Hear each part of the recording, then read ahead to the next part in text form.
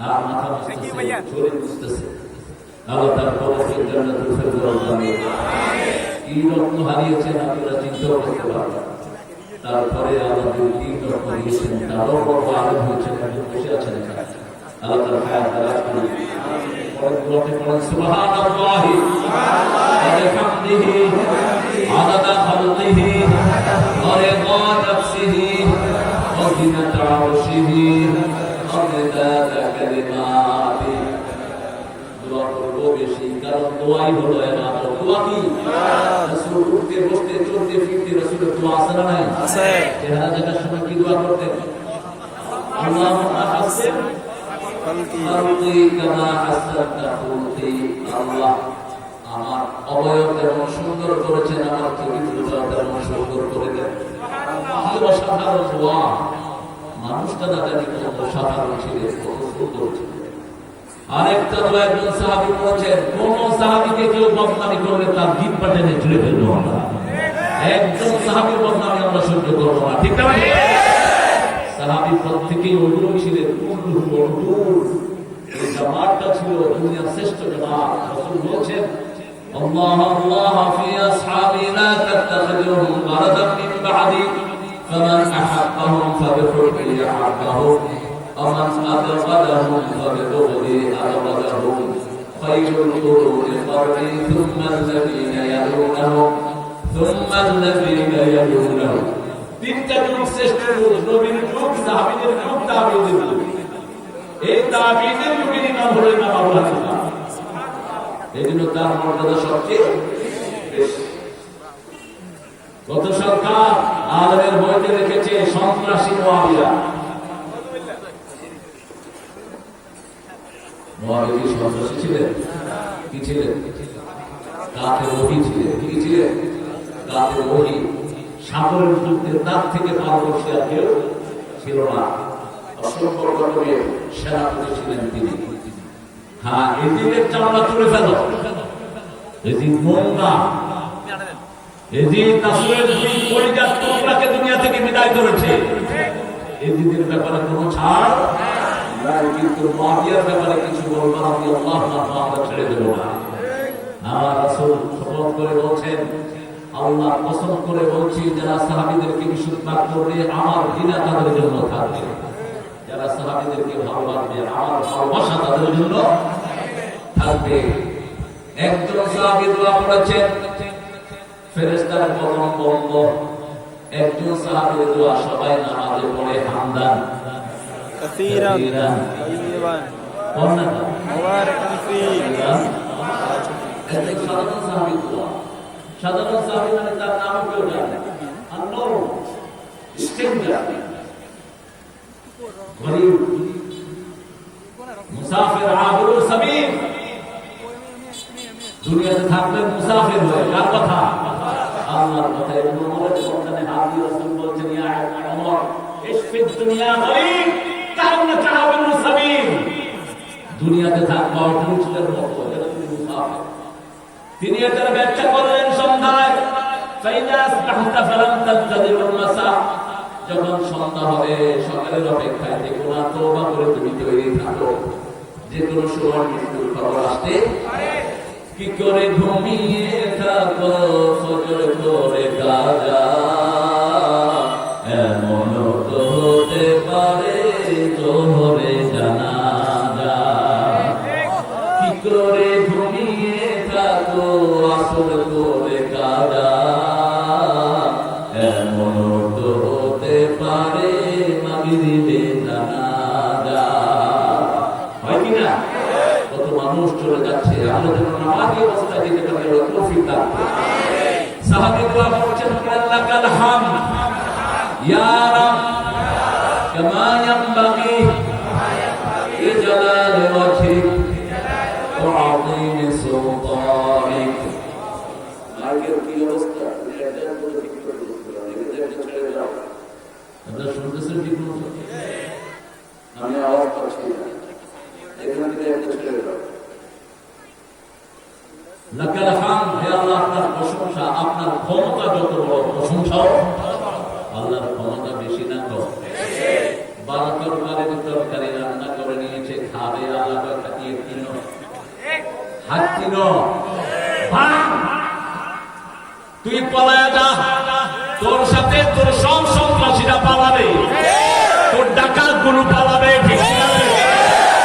ভালো মানুষ সমাজে থেকে যাবে। ওদের মধ্যে যারা ভালো তারা এখনো আছে না? ভালো মানুষের জন্য কোন সমস্যা দুনিয়াতে হবে না। কারণ আন্নাল আরদা ইয়ারথুহা ইবাদিয়াস সালিহুন, এই জমিনটা ভালো মানুষের জন্য উত্তরাধিকার সূত্রে দান করে দিয়েছেন কে? পাঁচ ওয়াক্ত নামাজে আমরা ভালো মানুষের জন্য দোয়া করি, আসসালামু আলাইনা ওয়া আলা ইবাদিল্লাহিস সালিহিন। আল্লাহ দোয়া করার তৌফিক দান করেন। সাহাবী দোয়া করেন, আপনার সাম্রাজ্য যত বড়, প্রশংসা তত বড়। ফেরেশতার কলম বন্ধ, ফেরেশতা বলছে আমি কি লিখব এটার ফজিলত।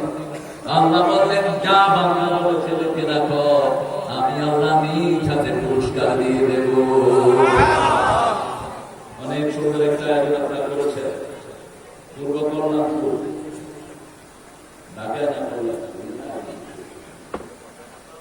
তালিমুল কোরআন নুরানি হাফিজিয়া মাদ্রাসা দিনের প্রতিষ্ঠাতা হাফিজ চাচা দুনিয়াতে নাই, আল্লাহ তাআলা কবরটাকে জান্নাতুল ফেরদাউস বানান। মাশাআল্লাহ। আমার অত্যন্ত প্রিয় একজন মানুষ ছিলেন, আশিকুর যেতেন ওনারা। নবম বার্ষিক তাফসীরুল কোরআন। আজকে আমার আগে কথা বলবে হাফেজ রেদওয়ানুল করিম আসছেন। সুন্দর তেলাওয়াত, হুজুরের সালাত সুন্দর, আপনার ভালো ইনশাআল্লাহ। কাজী আব্দুল সালাম আজিজি আসছেন। ইসলামী সঙ্গীত পরিবেশনায় করল আষ্টদুল্লাহ, আমার নাতি ছাত্র এগুলো। ওদের আইনুদ্দিন আজাদ ছিল আমার ডাইরেক্ট ছাত্র। তোমাদের কিছু লেখা উল্টা পাল্টা আছে, এগুলো সংশোধন করে নিন। হৃদয় নাচারে লিখেছি যারে, ত্রিভুবনের বাদশা মালিক কামলিওয়ালা রে। ত্রিভুবনের বাদশা কে? কে?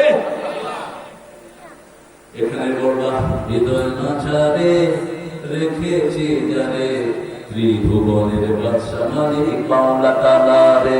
আমার দয়াল আল্লাহ রে, আমার রহিম আল্লাহ রে, ত্রিভুবনের বাদশা মালিক আল্লাহ তাআলা রে। বাদশা কে? আল্লাহ। একটু সংশোধন করে দিবা, শিরকের কোনো ছাড় নাই। কালো রাতে কালো পিঁপড়া, কালো পাথরের পর যেমন শিরক তেমন দেখা যায় না, বলছেন রাহমাতুল্লিল আলামিন। কালো রাত, কালো পিঁপড়া, কালো পাথর, হাফাতুস সাওদা, লাইলাতুস সাওদা, রাকাতুস সাওদা, তিন কালের ভিতরে শিরক ঢুকে। এজন্য পাঁচ ওয়াক্ত নামাজ আসর পড়ছেন, ইন্নী ওয়াজ্জাহাতু ফাতারাস সামাওয়াতি ওয়াল আরদ হানিফান ওয়া মা আনা মিনাল মুশরিকিন। শিরকের সাথে আমার কোনো সম্পর্ক নাই। মিজানুর রহমান সাহেবের কি হয়েছে? অসুস্থ।